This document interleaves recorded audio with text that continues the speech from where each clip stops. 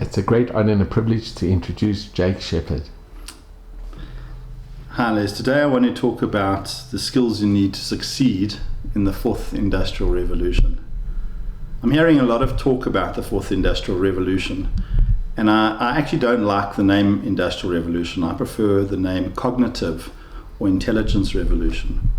And the reason is because if you look at it, the human being, we have two primary skills.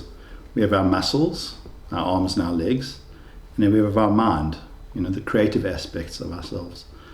And the industrial revolutions of the past talk about a time where our arms and our legs, our muscle power, was disintermediated by machines. So that's where you're talking about weaving and farming and transportation.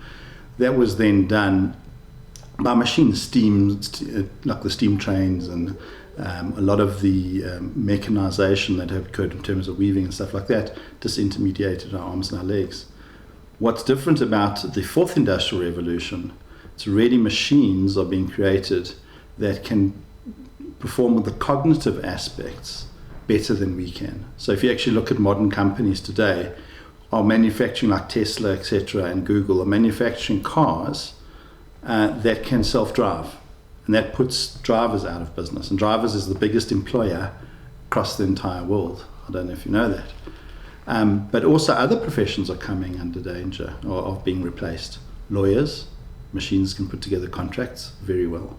Doctors, AI can actually is becoming very good at becoming a diagnostician and even being able to dispense medication correctly.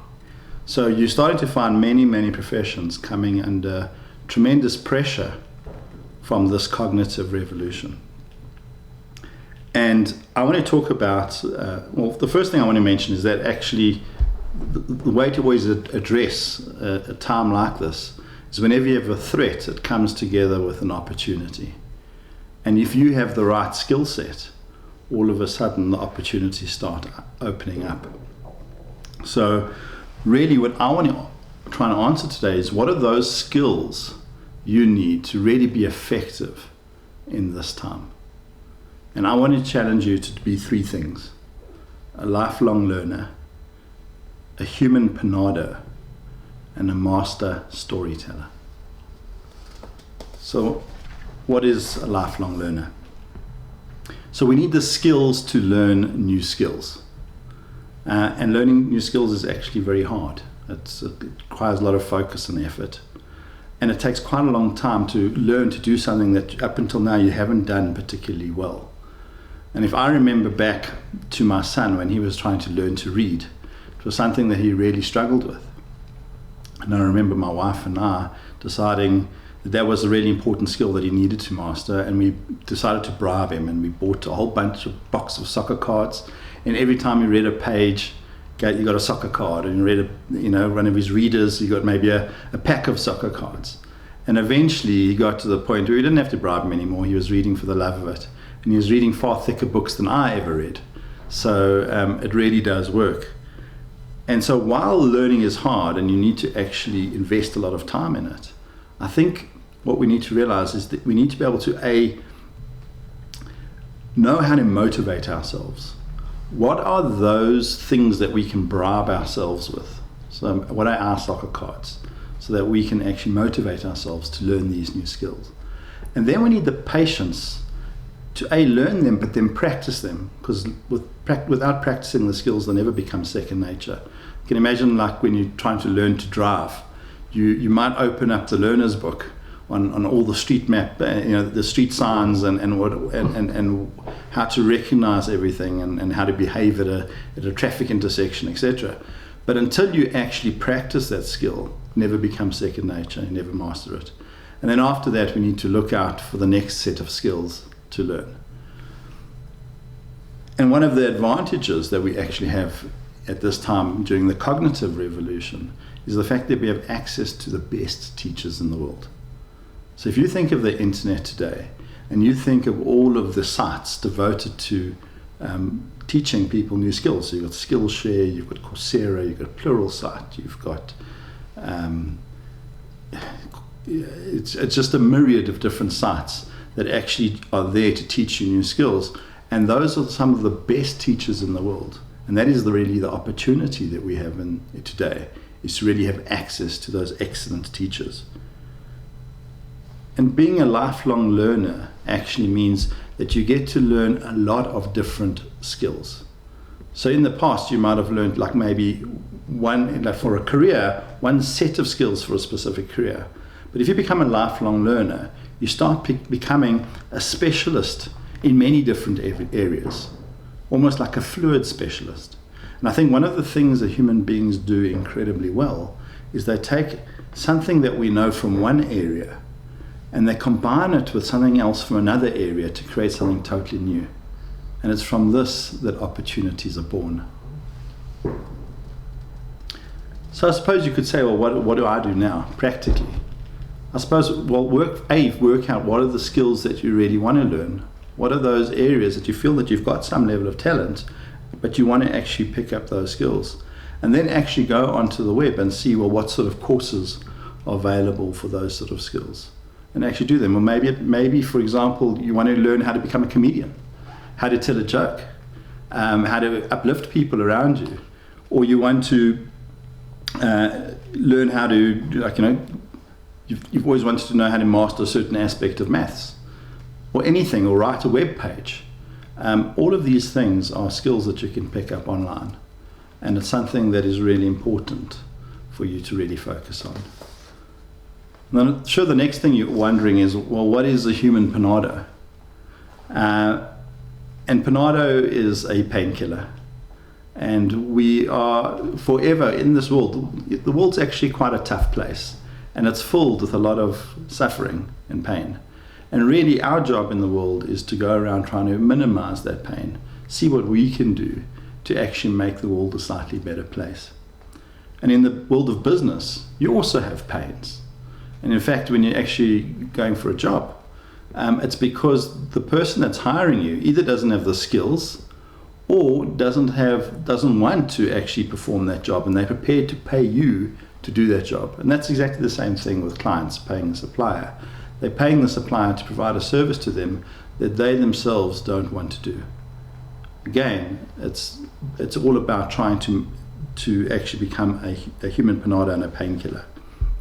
And when I think of my most valuable employees, it's those that I'd miss the most if they were to leave. It's those that everybody else wants to work with, and it's those people that uplift those around them.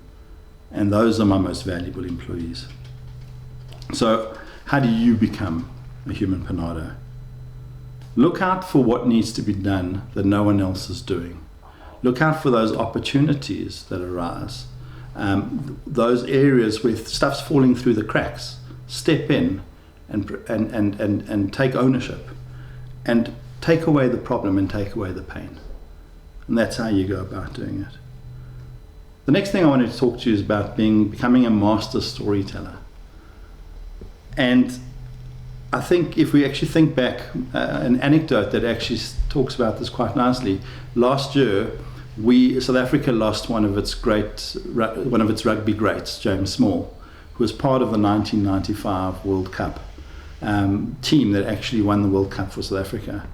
And what very few people know, and this is a story that was actually put on News 24 by Rugby. What very few people know is that in 2009, James Small had tried to commit suicide, and he had actually run away from the publicity and the media focus to his mom's house, and the phone had rung. His mom went and answered the phone, and it was the office of the president wanting to speak to James Small. And James said to his mom, that's just a prank call, put it down. And the phone rang again, and she went to go pick it up, and it was the office of the president saying Mr. Mandela wanted to speak to James Small. So James reluctantly got onto the phone, and there was Nelson Mandela asking him, "Hi James, how are you? What brought you to this point?"